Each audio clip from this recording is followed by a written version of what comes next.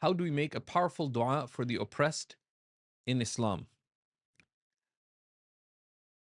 The key to answered du'as is sincerity.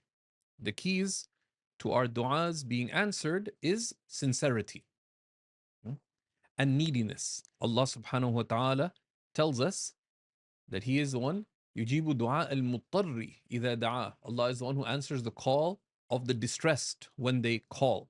Right? So that's one component. Secondly, sincerity and humility are keys for our du'as being answered. So we need to really care and ask Allah subhanahu wa ta'ala with certitude, because the Prophet sallallahu alaihi wasallam said, "Ud'u Allah wa antum muqinuna bil ijaba." Call upon Allah with complete certitude in His response.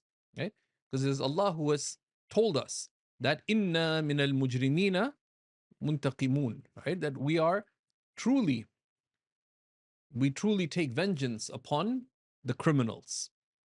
And we know in detail the fate of both the oppressed believers who, if they struggle, that is raising of ranks, if they die as martyrs. And we know the fate of the oppressors. If they are disbelieving oppressors, they are in hell, punished for their oppression. Right? And the Prophet ﷺ said, "الظُّلْمُ ظُلُمَاتٌ يَوْمَ الْقِيَامَةِ." So we should make this heartfelt supplication with humility, knowing that Allah subhanahu wa ta'ala is both merciful and just, and that His mercy encompasses all things. And we also have to remember that du'as are answered in general. Right? The Prophet, Allah subhanahu wa ta'ala tells us, وَقَالَ رَبُّكُمْ ادْعُونِي أَسْتَجِبْ لَكُمْ. And your Lord has proclaimed, call upon me, I will answer you. So that response is guaranteed from Allah subhanahu wa ta'ala, right? And there's tremendous reward in praying for one's brethren. The Prophet sallallahu alaihi wasallam said in a hadith that is related by Imam al-Tirmidhi and others that إذا دعا يعني أخوه بخلفه قالت الملائكة آمين لك وآمين لأخيك. That and other similar hadiths, that when a person prays for their brother in his absence, the angels say Ameen for you, and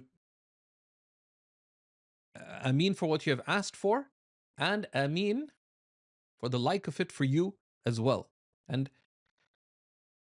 so the best thing one can do for the oppressed, right, is first begin with faith that this is from Allah subhanahu wa ta'ala. And we call upon Allah with certitude, both in His certitude in His answer, in His mercy, and in His justice. But we also know the perspective of the hereafter, that all accounts are settled in the hereafter, not just in this life. And then we should keep in mind, as Ibn Ata'illah said, that dua is a weapon of the believer. Right? So we should make it our shield in the face of oppression. And we should make dua for the oppressed after every prayer. And whenever we hear about them, we should make dua for them. We should strive to make deep, long dua. Deep and long dua. And dua, really, as one of the scholars put it, is the language of the soul. Right? That when spoken sincerely, it is met by Allah's mercy. Right? Dua is from the language of the soul, in which it calls upon its merciful master. And when made with sincerity, it is met by Allah's mercy. So we should always be making dua for the oppressed. Then the ulama, to assist the believers in making extensive duas, they collected collections of duas that can be recited, and to encourage people to join in such supplications. There are duas like Hizb al-Nasr of Imam al-Haddad, like the Dua al-Nasiri, which is chanted, that are also help us get into that spirit of supplication for the oppressed. With that, we should also strive with our utmost to use our own words to make dua, right? And not just generic duas, but for specific peoples, for specific things. With that, we should strive as much as possible to recite a lot of Quran and donate the reward of it to the oppressed, to those striving in the way of Allah subhanahu wa ta'ala. Because the uh, it's come in the Hadith Qudsi from the Prophet that the Prophet ﷺ says that Allah Most High declares that whoever is busied, that Allah Most High declares, whoever is busied by my remembrance or by reciting my book from asking for me, I grant them the best of what I grant those who ask. So sometimes you don't know exactly what exactly can I pray for the people of Gaza or the people of Kashmir. There's many messy situations in the world.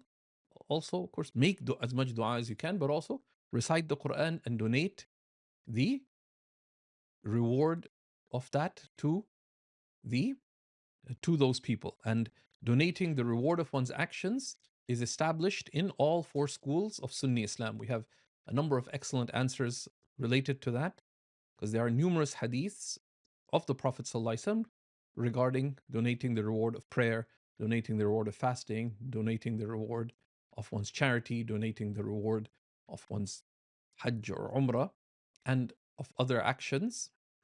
And you can see the related answers if you go to seekersguidance.org and look for donating reward. لا إله إلا الله محمد رسول الله